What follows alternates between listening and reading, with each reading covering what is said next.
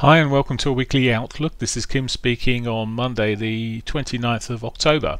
So we've got quite a bit coming out this week news wise, and of course technicals are certainly setting us up some potential trades. So let's run through looking at the technicals first, and I'm not going to go through a full summary of where we are from a sentiment point of view, and of course what key news is due out this week.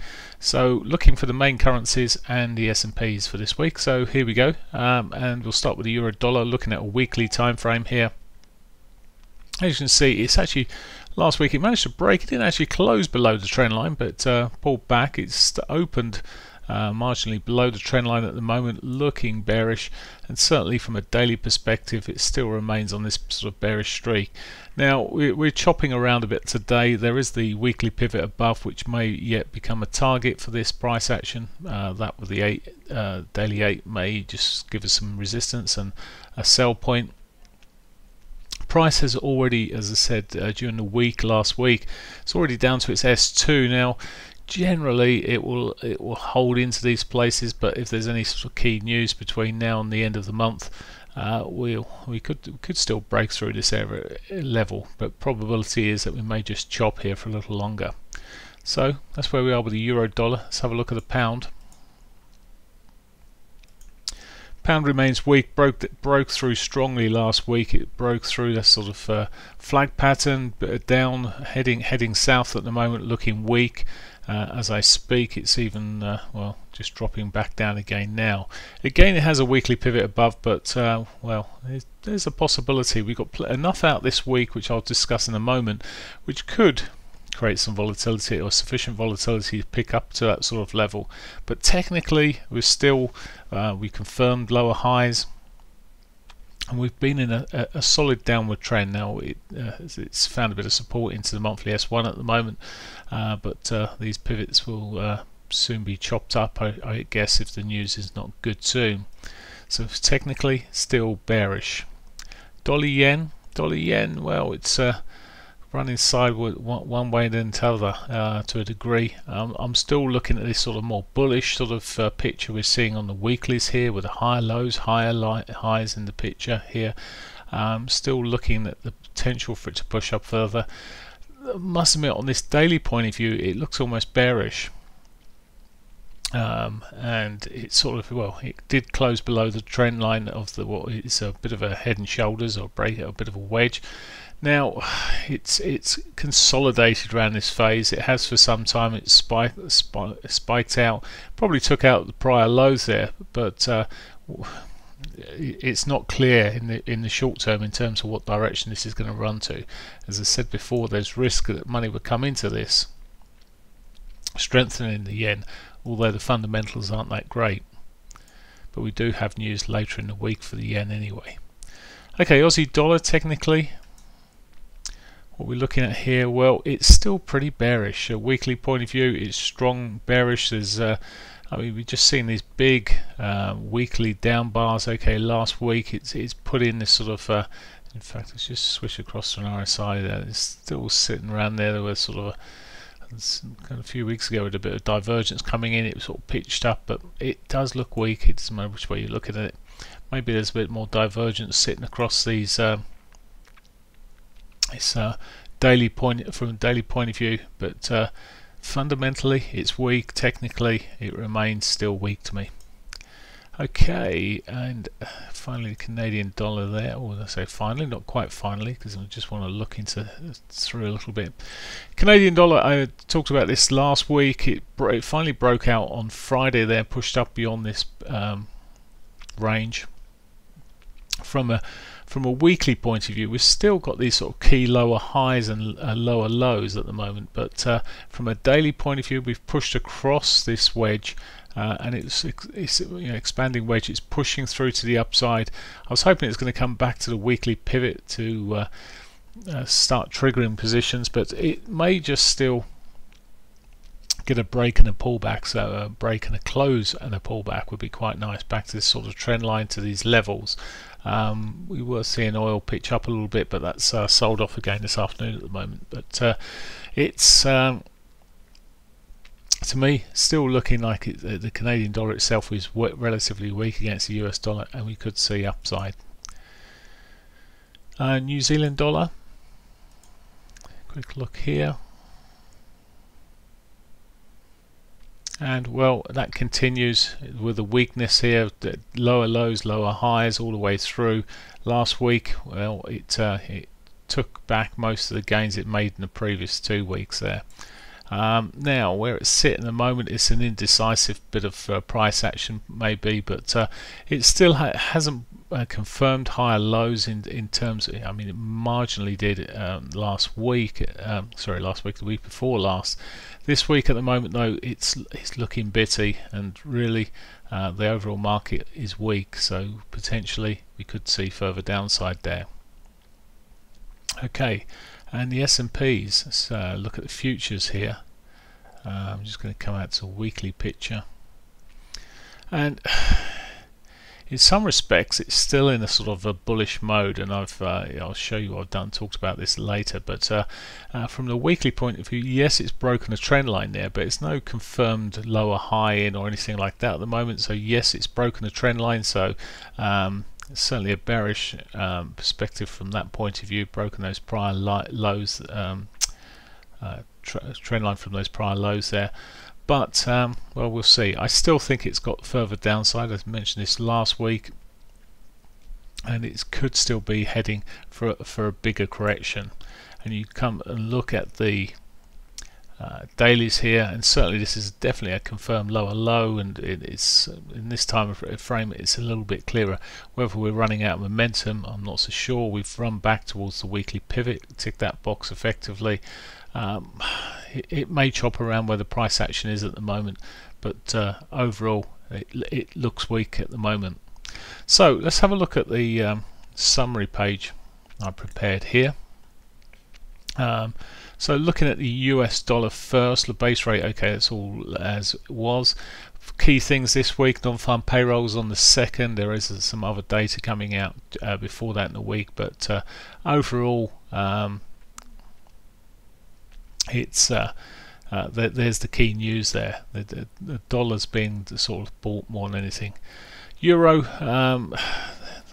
end of bond buying still December 2018. Well, that may still happen, may not. It's inconclusive in terms of last week's central bank meeting there.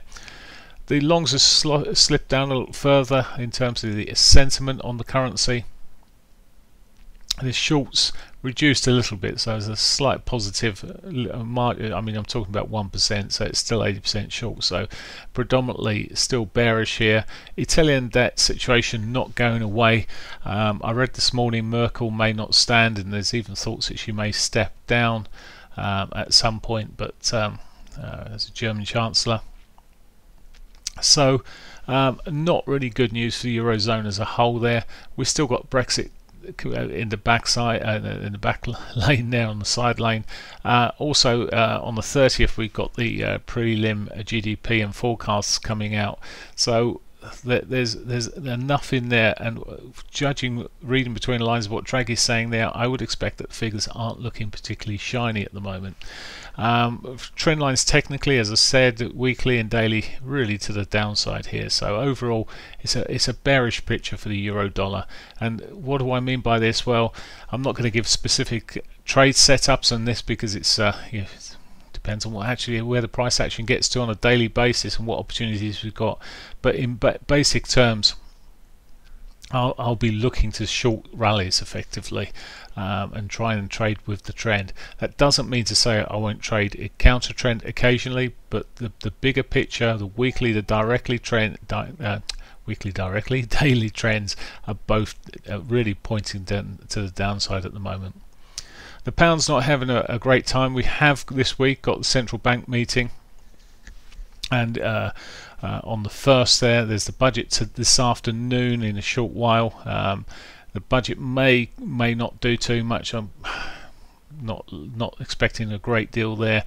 Overall, there's still weakness with the pound. As I said, the Brexit situation doesn't help. I'll talk about speakers later on, but there is a meeting that May's holding later in the week, so that again may give the opportunity for short-term bounces. Any of this news may be taken by the market positively at some point, but at the end of the day, the trends and everything is looking bearish, and any such rally may give opportunities to sell into. Dollar yen, well, it's a flat old situation in terms of shorts, but shorts, it is a short picture for the dollar, for the yen itself. The central bank is meeting on the 31st. Still getting risk flows running into it. It's not making it an easy one to read, as I've already said. Looking at it, it's quite choppy and difficult to pick the actual trend. Trend marginally bullish still. Oh, well, sorry, marginally bullish. Certainly bullish still there on the weeklies, but on the dailies, it's just dropping off a little less bullish, a bit bearish there really.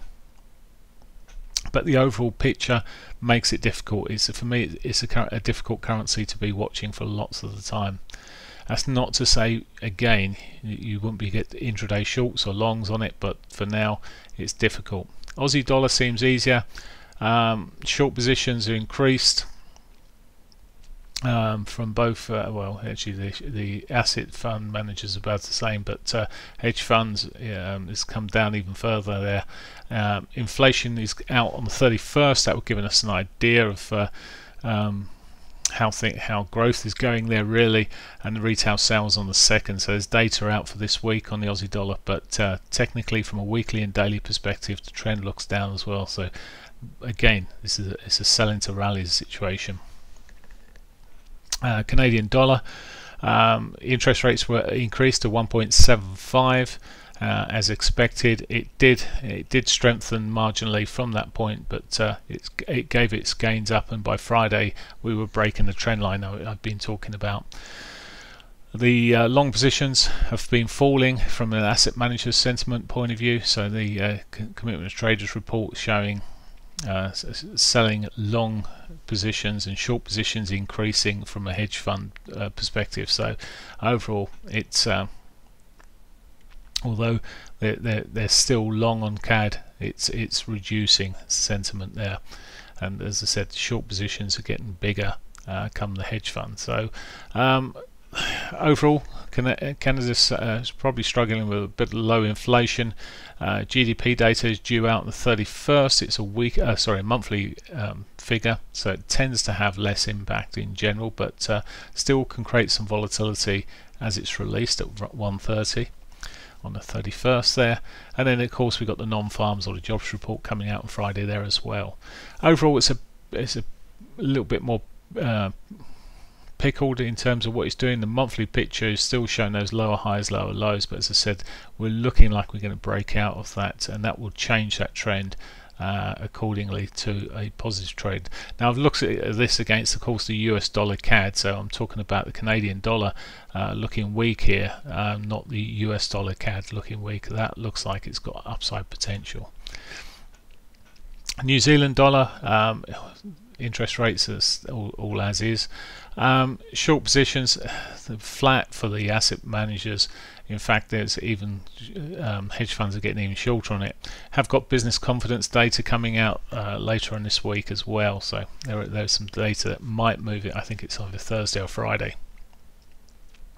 Futures, well, of course the futures will move according to the data on the US dollar above there.